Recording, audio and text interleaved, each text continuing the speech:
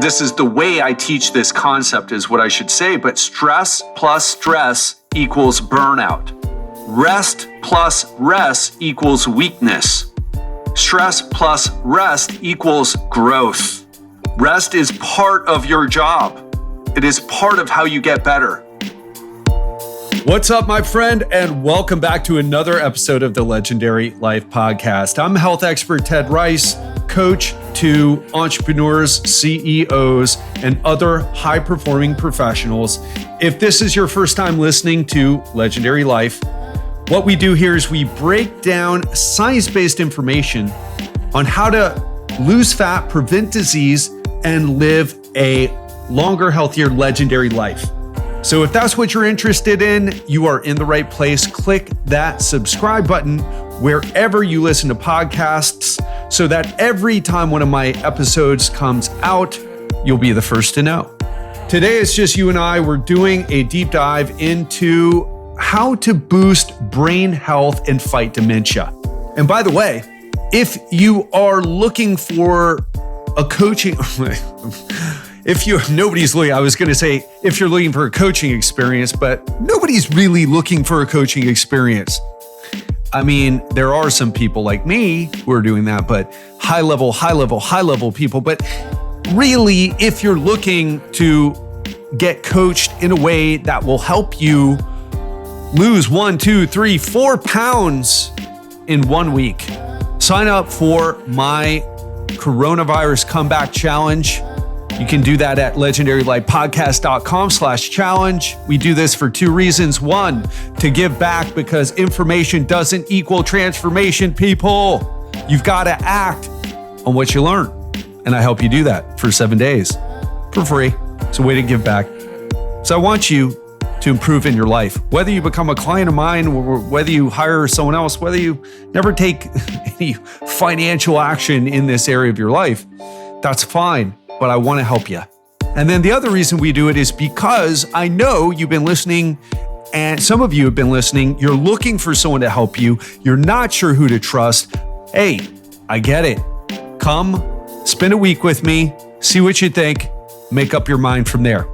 Let's get into today. Why am I talking about brain health? Well, for me, it's all about the brain.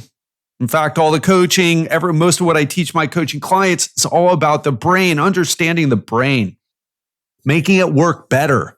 Why can't you get yourself to do what you know you need to do? Your brain, right? What about psychology? Yeah, it's a manifestation of the physiology of your brain. And I'll tell you, I've been in Vero Beach, Florida for a while, which is a retirement community, kind of like an extreme version of a retirement community. There are many retirement communities in Florida, but Vero Beach is like, whoa, next level retirement community. And one of the things that you start to see is people really lose their ability to think, lose their ability to function.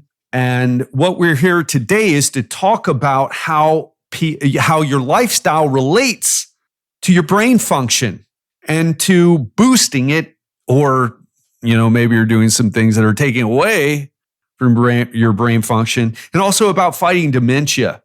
And let me ask you this, are you a little overweight or obese?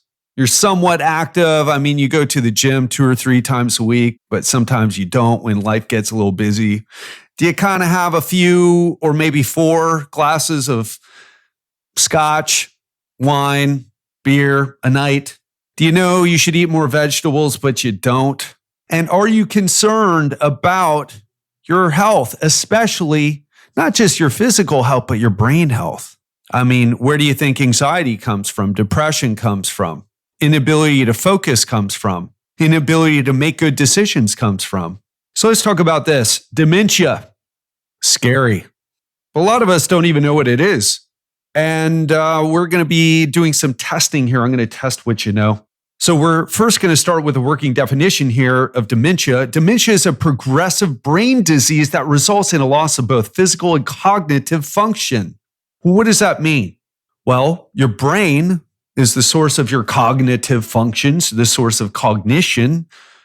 What are some examples of cognitive function? So learning, and I'm going to make this super applicable to what we usually talk about here, which is nutrition and exercise. So learning a new exercise, learning more about nutrition, learning how to use, say, an app that lets you track your food so that you can get a handle on how many calories you're eating.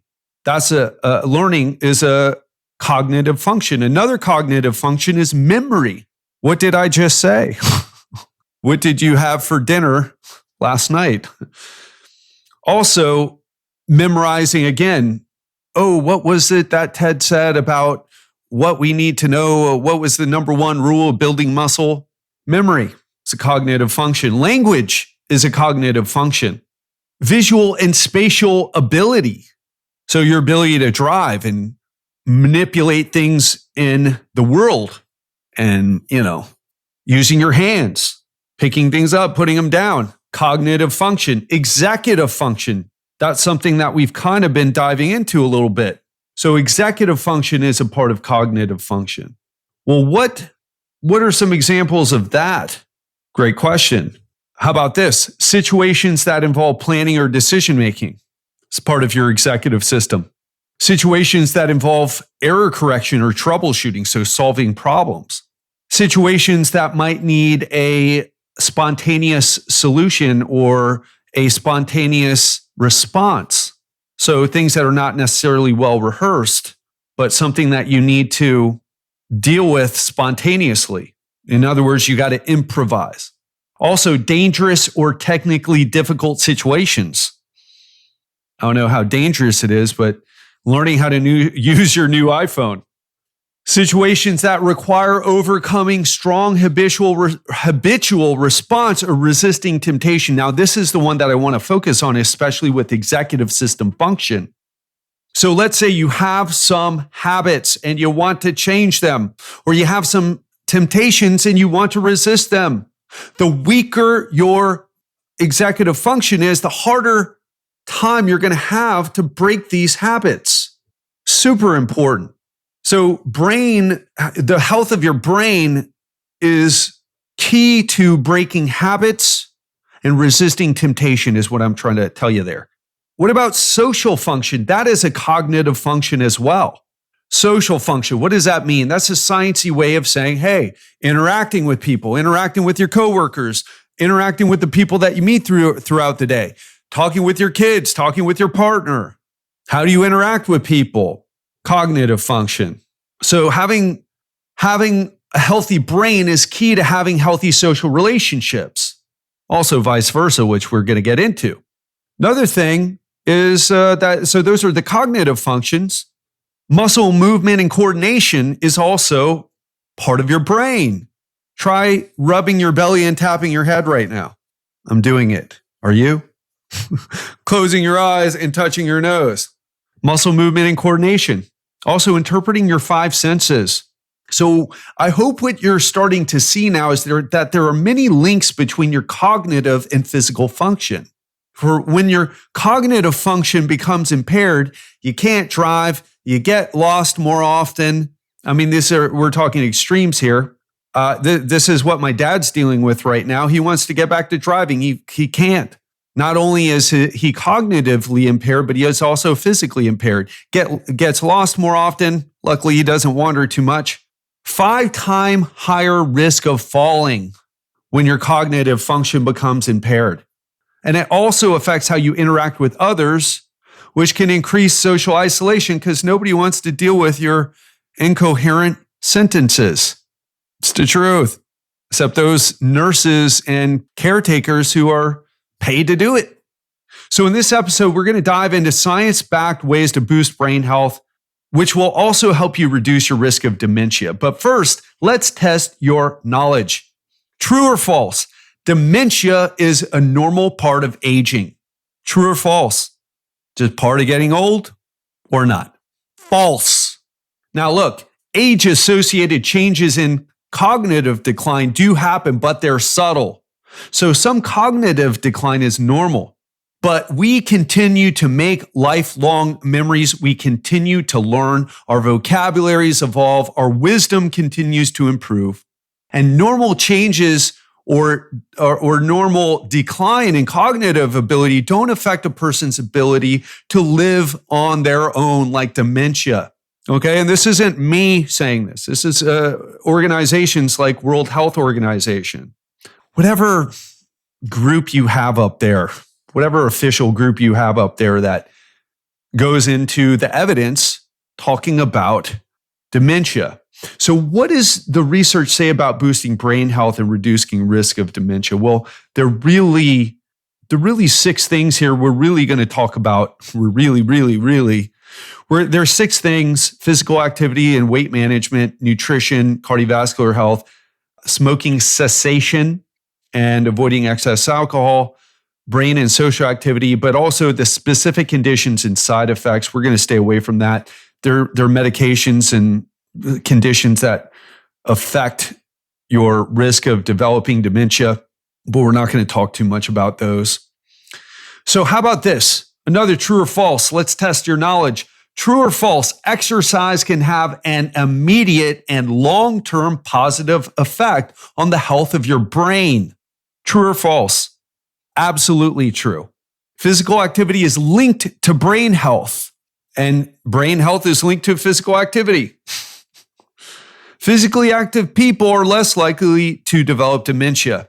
High levels of physical fitness and strength help keep you mobile, which in turn helps keep your brain healthy. Look, we know that exercise is good for us. It improves our bone health, lowers our risk of heart disease, decreases our risk of falling. But guess what? Studies have found that people who exercise the most throughout midlife have the lowest chance of developing dementia. So another thing is that, this is going back and forth between aerobic exercise and resistance training, but both of them are linked to better brain health. However, it's not clear which circumstances or what amount of each is better for any given person. But I will tell you this, if you're at least 18 and up to 64 years old, which is really our demographic here for this show is 40s, 50s mostly, some late 50s, but you should get at least 150 minutes of moderate to vigorous activity per week. And you should make sure you're doing at least 10 minutes at a time. So I'll repeat that again. This is from the CDC. I didn't make this up. The Canadian guidelines are very similar. So you should get at least 150 minutes of moderate to vigorous activity per week, exercise per week, making sure that you do it in at least 10-minute increments or more, because it takes a sustained effort to create the changes. So 150 minutes per week. So that is 50 minutes 3 times a week, or that's 30 minutes 5 times a week. That is the minimum, people. That is not the maximum. That's not like, oh yeah, okay, well I do that, so I'm good. No, you're doing the minimum. The minimum of getting off your ass. That's the minimum, at least. Oh my gosh, but that's so much time. Well, guess what? That's like saying, oh gosh, it takes so much time to change the oil on my car. Yeah, but you like when it runs. Doesn't break down on you. That's what's happening to people's bodies in modern life. Hey, look, I love modern life. I don't want to move back to the jungle. I don't want to be a hunter-gatherer. Neither do the paleo people. That's why they have those expensive paleo meals that you can only buy at those specialty stores or ordering online. So look, it is what it is. Modern life is out of sync of what it takes to optimize our health. Either you find a way to make it happen or you get crushed by the consequences. Most people, at least in America, are getting crushed. Is that you? So again, at least 150 minutes of moderate to vigorous activity per week. Resistance training at least twice a week. And by the way, if this wasn't already obvious, more is better for your health. So let's talk about being overweight. Being overweight or obesity directly impacts your ability to move around. That is the biggest issue. So many people who are overweight or obese think, oh, I have a slow metabolism. No, you don't. You just don't move very much because it's harder to move around. But you actually burn more calories at rest and burn more calories when you move. It's just that you don't feel like moving when you're big. I lost 30 pounds. It's so much easier to move now than it was when I was 210 pounds. And being overweight and obese is directly linked to conditions like diabetes and high blood pressure, which negatively affect your brain health. Diabetes has been referred to as Alzheimer's has been referred to as type 3 diabetes. High blood pressure damages the blood vessels of your body, including the ones that bring blood to your brain. So how do you know where you are? And so it's interesting because when I talk to people on the breakthrough calls, I always ask, hey, what's your height? What's your weight? What's your body fat percentage, if you know it? Hardly anybody has their body fat percentage. Not good. Do you know your body fat percentage? Yes or no? Now, right now, I'll give you a pass because it's quarantine. It's not like you can go get one, but easily. But have you ever taken it? If you haven't, time to step your game up. And if you don't know what your BMI is, but BMI doesn't matter. Yes, it does, especially if you don't have any data on your body fat percentage. So make sure you go and get it. All you got to do is type in your height, your weight, and BMI, and you will get it. That's a good place to start. Also, your waist circumference. And how do you manage weight? How do you get it off? Well, we've talked a lot about that on this show, but it's basically creating a calorie deficit using both nutrition and exercise. That's how you lose body fat or weight, in case you're new. So let's talk about this. Let's test your knowledge. True or false? Superfoods like blueberries and walnuts are essential for brain health. True or false? False! Are you shocked? Triggered? Maybe? I read this article on Google and it specifically said that walnuts were good for you because walnuts look like a brain. Oh my gosh.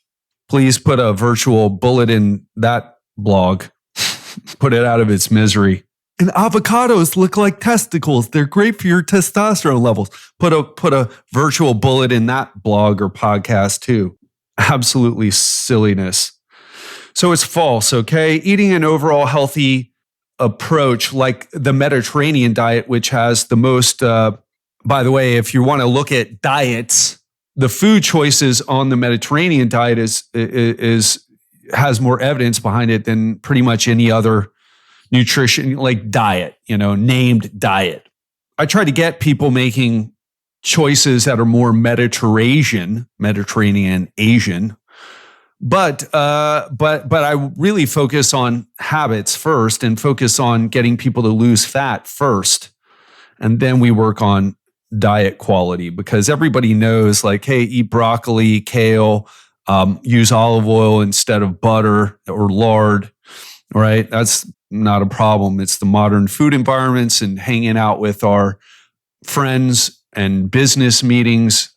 So that's where it gets a little tricky, right? But just to come back to what we're talking about, the whole superfood thing, it's overblown. So if you're overweight, you don't exercise, but you're eating blueberries and walnuts in addition to all the junk food and overconsumption of calories that's making you overweight or obese, it's like you're mowing your lawn while your house is on fire. It's just, you got it backwards. You've been mind fucked by the marketing. Okay. Without protection, without using protection. Okay. Stop letting that stuff into your brain, please. So that said, certain foods have beneficial effects for the brain if used in conjunction with an overall healthy diet and lifestyle. So I'm not saying don't eat walnuts and blueberries. It's pointless to eat them. I'm saying it's pointless. It will not affect your health if you have too many unhealthy habits, too many things that are working against you, because our food choices have a profound effect on our brain health. And again, certain diets like the Mediterranean diet has been associated with a lower risk of heart disease, cancer, Alzheimer's, and Parkinson's. And you can just Google it. I don't need to get into the Mediterranean diet basics. Google it. It'll come up. Study it. See if you can substitute some of the things you're eating for some of the things that are on that Mediterranean diet list. Or get a Mediterranean diet cookbook. That's always a good way. Another true or false. Supplements like omega-3 fatty acids and coconut oil are proven to boost brain health, and they reduce your risk of developing dementia. True or false? False. There's no good evidence that supplements like coconut oil or omega-3 fatty acids boost your brain health over what overall healthy diet would do, or reduces your risk of dementia if you're otherwise healthy. Now, I want to say this because some of you are like, that's not true. I heard, right? You heard someone else say something different. I want to point out reducing your risk of dementia if you're otherwise healthy. So there are a ton of supplements out there that help people with a cognitive deficit, which is not the same as if you're healthy trying to boost your brain function. So a lot of it's like a lot of the supplements that you've read about, I mean, and there's some, we're not going to get into all of them because there are some that can kind of help, like Bacopa Maniri can help with anxiety, which is Ayurvedic herb, ashwagandha, help lower, stress and anxiety as well. What's another one? There are some things that can help, but a lot of it's overblown, folks. Hate to say it.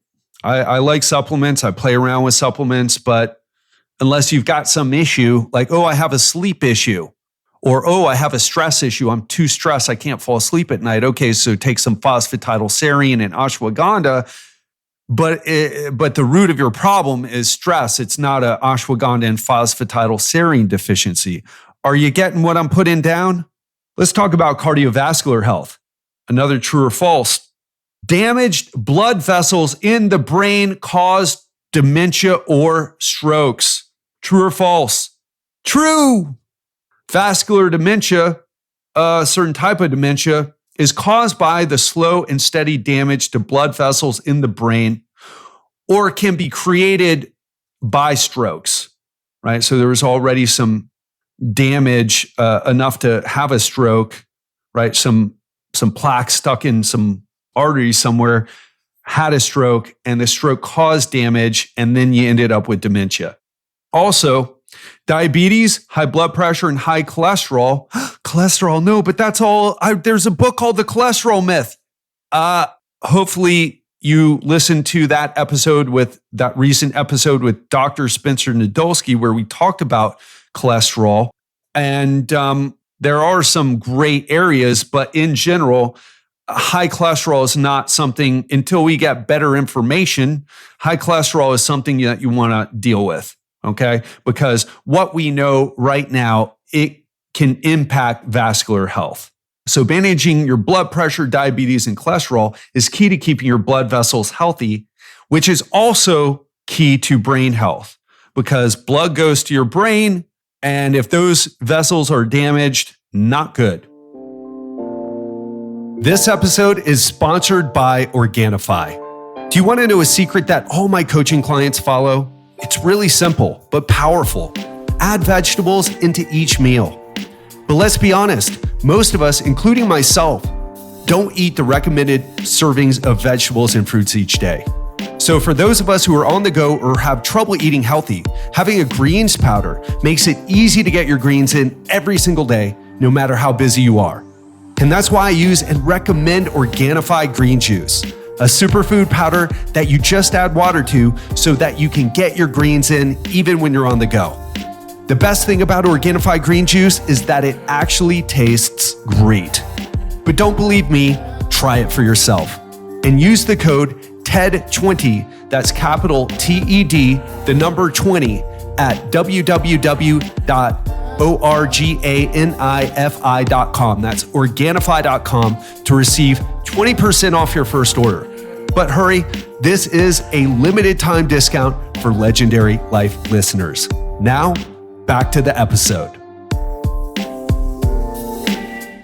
How about this? True or false?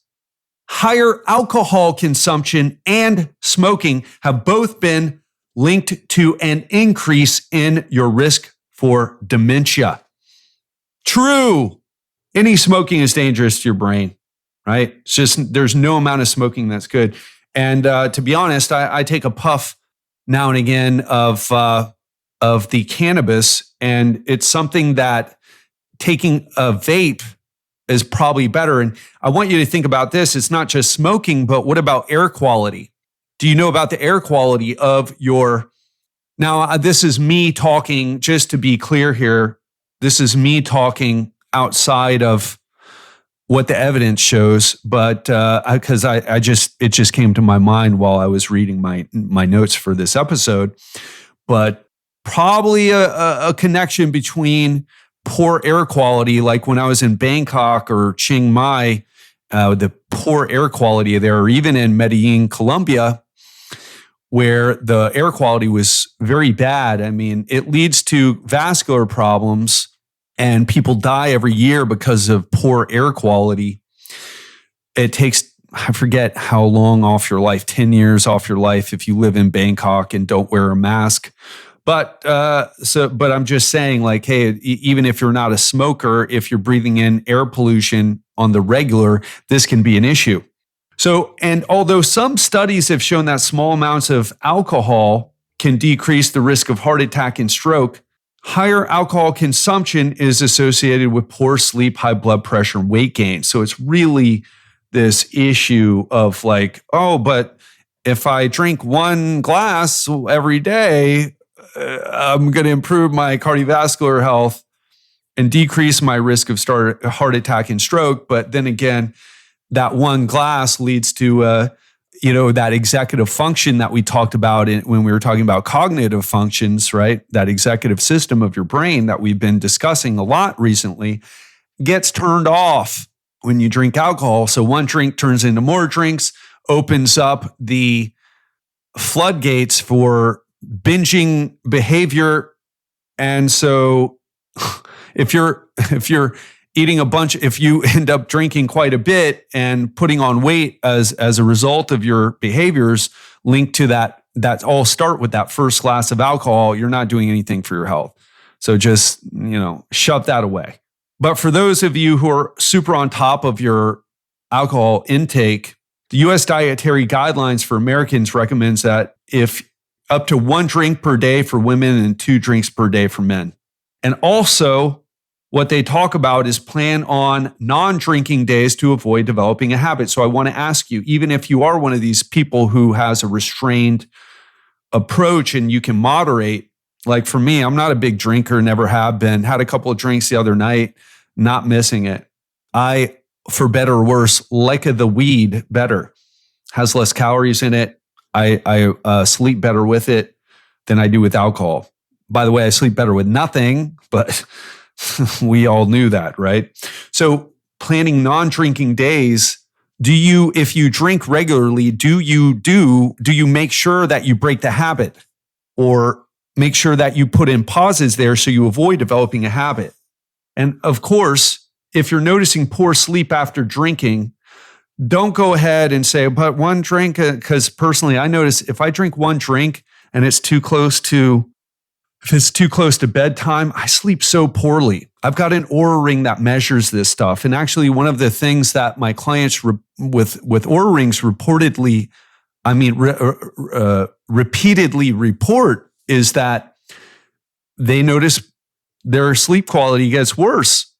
So if you're noticing poor sleep or cognitive or psychological issues after drinking, then really limit it. You might want to reconsider alcohol altogether. Let's have another test. True or false? Are you ready? Higher levels of cognitive activity at mid or late life are linked to delayed onset of cognitive impairment. So in other words, higher levels of cognitive activity, let's say learning new language, playing a musical instrument, learning how to line dance, learning salsa, learning new things in mid or late life are linked to delayed onset of cognitive impairment. True or false? True. When we challenge our brains with developing new activities, we help build what is called our cognitive reserve. So what this means is you got kind of a buffer. When you work hard on building new skills, when you work hard on working your brain, when you can't ward off the degeneration or cognitive decline completely. It's part of the contract that we sign, right? We get old. And our brains get old too and fall apart. But what we can do is build this cognitive reserve through developing new activities, developing new memories, learning languages, different skills, etc. And the more you do this at mid or late life, you're pushing off any type of cognitive impairment/decline. And also, it's not just mid or late life. Experiences throughout your life also help increase this reserve.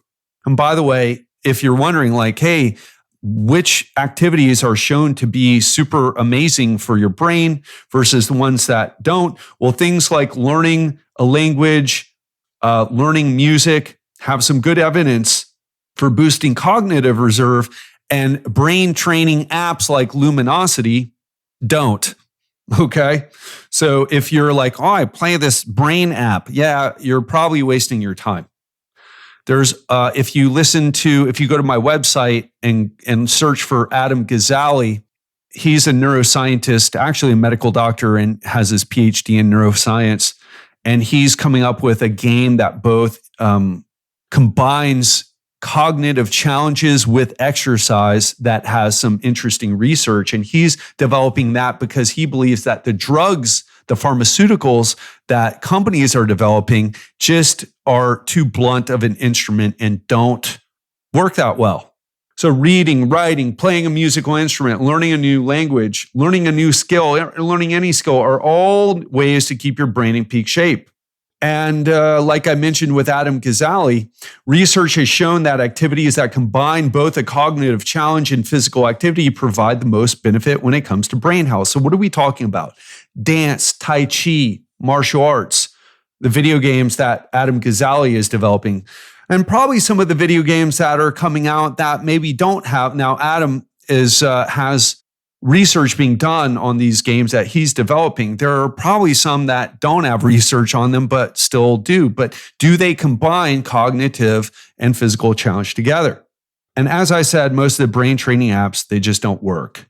And I want to tell you this, we don't know what the best brain training is.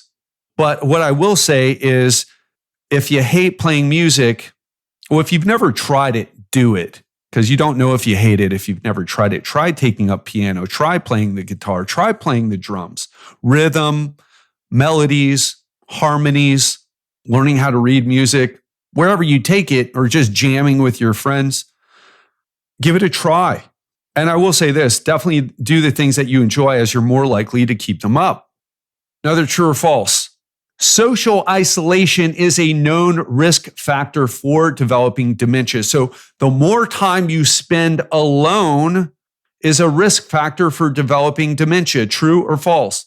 True. Being socially active is key, not only to brain health, but to all areas of health. Studies have shown that social isolation increases your chances for dementia, depression, high blood pressure, and heart disease. So if you're a person who doesn't really talk to people much, or when you go out to, let's say you just don't go out very much. Let's say even if you do go out, you don't talk to people. You're one of those strange people that never say anything. So, hi, thank you, bye, right? Not to bust your balls or ovaries if you happen to be one of those people, but it is what it is, right? Social interaction is one of those skills, and it's something that is challenging to our brain. And it's perhaps why so many people don't like it, because it increases anxiety, but it's really the result of not having good skills. I used to be terribly socially awkward. People are always like, really? You're one of the best conversationalists that I know. I mean, I can keep a conversation up. Well, guess what? I've done 500 podcasts. I've done public speaking. I mean, what I'm trying to say here is I put in the reps. And wow, I listen to people all the time and I'm like, whoa, you're so much better of a speaker than I am. You know, it's a place where I want to personally grow. Social interaction, speaking, those types of things. So just to go back to what I was saying, low social participation. In other words, you don't talk to a lot of people, low social contact. So you don't interact with a lot of people. You're just not around a lot of people, and feelings of loneliness. So what's interesting about feelings of loneliness is that research has shown that people in bigger families actually feel more lonely, probably because you can get lost, especially if you're the mom, putting everyone else first, or maybe if you're the dad and you go to work and the mom is hanging out with the kids and they got a great relationship and you come home, you're exhausted and you've been on all day and you feel a bit lonely, a bit like an outsider of your family. Well, guess what? Not good, because you're not really alone, but you feel alone. So those are increased. Those are associated with an increased risk in dementia. Communication requires us to listen, pay attention, to focus, to think about what the other person is saying and to respond. Well, I mean, what most people do is either wait to talk or they're like off in their own head. But when you communicate properly, that's what happens. And if you're thinking about this, it's like, well, gosh, that's a lot to do. Well, check this out. 2 to 3 behaviors. Find the right combination of things for you, right? I always tell my clients, find the recipe for success. I know a lot of the principles, but what I don't know and you don't know yet is, what is your recipe for success? And that recipe may even evolve as your life changes, as you grow older, as your situation changes, as maybe as your children leave, as your job changes. I mean, there's a lot of ways that this can change for a person. So find that recipe for success for you. But here's what I'll tell you. If you do 2 to 3 of the things that we talked about today, what research has found is that you have a 37% lower risk of developing Alzheimer's. 4 to 5 behaviors is a 60% lower risk. So more is better. If you can get into a healthy body fat percentage, if you can get your physical activity up, if you can put yourself in a position where you interact with more people, if you challenge yourself to learn new skills and to evolve, instead of saying, oh, this world today, I just don't understand it. It's moving so fast. I hate my new iPhone. I don't know. That was my whiny American from the South voice, I guess. But, there's people who complain about things. It's like, well, it is what it is, right? Stay with it. You can do it. It's about developing those skills. I guarantee you, I promise you, rather, I've struggled quite a bit with technology, but need to do it. Part of what I do, working online. If you're bored in your life or you feel overwhelmed in your life, look to develop new skills. Now, I want to say some other things here. Medical conditions like depression is linked with cognitive decline and dementia. Studies have shown that depression nearly doubles the risk of developing dementia. And I don't mean like, well, I'm depressed. I don't mean that. I mean like clinical depression. So many people, by the way, and look, I'm not a medical doctor. I'm just saying, as a person who struggled with depression, a lot of people aren't suffering from depression. They have PTSD from trauma that they went through in their life. I mean, we're going through a global trauma right now. A lot of people also are burnt out. They just have too much stress and not enough recovery. That's different than depression, or is it? Good question. Sleep is also important for brain health. Now, here's the thing. Here's the kicker, right? Getting older, our sleep quality decreases, right? But our need for sleep is the same. It's like, that's why people, can get a little cranky, is because of this difference, right? It's like we still need sleep in the same amount, but all of a sudden we're not sleeping as well. Important stuff here, folks. Stress is also connected with cognitive decline and even negative physiological changes in our brain. So how is your stress? How are your stress levels? On a scale of 10, 1 being no stress at all, 10 being, please check me into one of those hospitals where I can recover from my nervous breakdown. How stressed are you? And where is that stress coming from? And what are you doing to balance out that stress, to recover from the stress? Because this is what I teach. And this is not, this is the way I teach this concept is what I should say, but stress plus stress equals burnout. Rest plus rest equals weakness. Stress plus rest equals growth. Rest is part of your job. It is part of how you get better. It is not separate from work. It is part of work. Whether that work is finishing a project at work, whether it's with your kids, whether it's learning a new language. I mean, I remember when I was in Colombia, if you've been listening to this podcast for a while, I was showing off how fast I was learning, right? Now it's really, I've lost quite a bit, but because it's like going from speaking Spanish every day to zero Spanish, right? But we all need rest. When I was pushing myself learning Spanish, I remember just doing 20 minutes was difficult. Then I got it up to 30 minutes. And then I've done up to 2 hours of Spanish in a day, Spanish lessons in a day. But I couldn't do it at first. It was just, my brain was overwhelmed. But I got myself up to doing it because I allowed myself the rest when I needed it. Same thing with exercise. You don't get stronger from exercise. You get fatigued from exercise. You need the rest to build back up. Same thing learning a new skill, right? As we've just talked about. So that wraps things up. Just a couple of recaps here, right?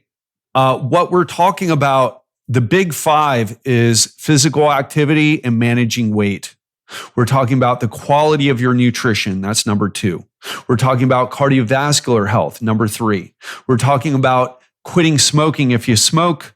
We're talking about avoiding excess alcohol consumption. What is excess alcohol consumption? More than 1 drink per day if you're a woman, more than 2 drinks per day if you're a man, and doing it every day, probably too much. Well, it's too much in terms of a habit, not physically. We're also talking about number 5, brain and social activity, right? How are you? What new skills are you learning? How many social interactions are you having? And I would even wager that the quality of those social interactions, so being present in the conversation, listening, responding, asking questions.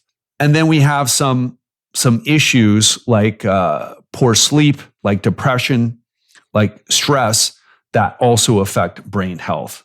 So let me ask you this. After hearing all this today, what is your big takeaway? What's the big takeaway? I want you to think it or even say it out loud. What is the big takeaway from what you heard today? What is the big takeaway? And after you think or verbalize that, what is the 1, 2, or 3 actions that you can do? And let's just keep it to 1, right?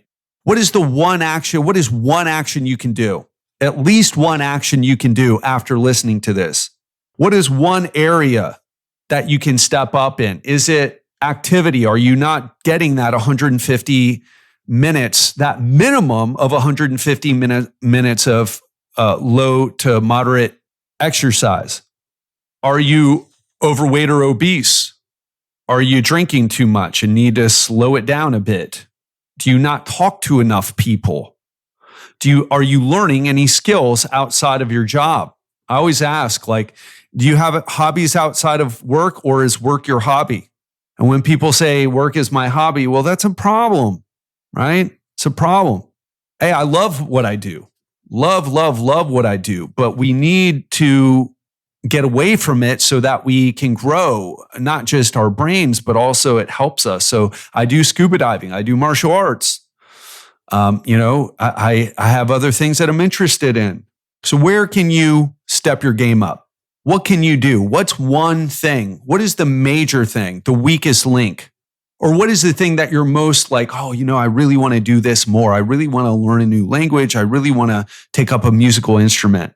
And now what I want you to do is write that down, make a plan to take action on it. Your brain, the health of your brain relies on it. And I want you to also notice this. We didn't talk about supplements, did we? Supplements can help, but they're supplemental. This stuff that we're talking about here, this is all stuff. This is the foundation. If you're popping supplements and you're overweight and not getting up off your ass and you don't talk to people and you think those supplements are going to help, well, I got some land in the Everglades to sell you, is what we say in Florida. What does that mean? It's a swamp, okay? Like, here's a swamp right here. Give you a great deal. 100 acres, 1,000 an acre, right? So anyway, so that's what we say. Stop fooling yourself if you happen to be doing that. Step up and do things right. So I'm not telling you not to take your supplements if you believe in them, if you read something about them that has you convinced, if you feel something different from taking them, which could be placebo, by the way. But which of these foundational aspects of brain health could you do better in? That's what I want you to take away. Hope you enjoyed this. I'm going to do much more on brain health. It's such a fascinating area and something that I'm even more interested in after spending time in this retirement community and watching the degeneration of people's bodies and minds. Oof, I wish you could experience it if you haven't had the experience yet. It'll change you. It'll get you more gung-ho about your health and what you do for it. That's for sure. Has for me. Anyway, hope you enjoyed this. Take action on that takeaway, right? Don't let this just be more information. Really take action on this. Find a way to take action. That is good for your brain in and of itself and builds the habit of taking information and turning it into action, which eventually leads to transformation. That's the thought I'll leave you with. And again, if you're looking for taking information into action and having a transformation, go to legendarylifepodcast.com/challenge and join my quarantine comeback challenge, where I coach you for 7 days and you will lose 1, 2, 3, 4 pounds of fat. 4, I think, is the limit, or the record rather so far of the weight lost in the challenge. You can make a change super quick. You'd be surprised at how you think you're doing things and think you're doing everything right, but not getting results. I will give you results in 1 week, but you got to sign up. We're not exactly sure when that challenge is going to happen. Sign up. We will let you know, and looking forward to seeing you there. Have a great week, and I'll speak to you on Friday.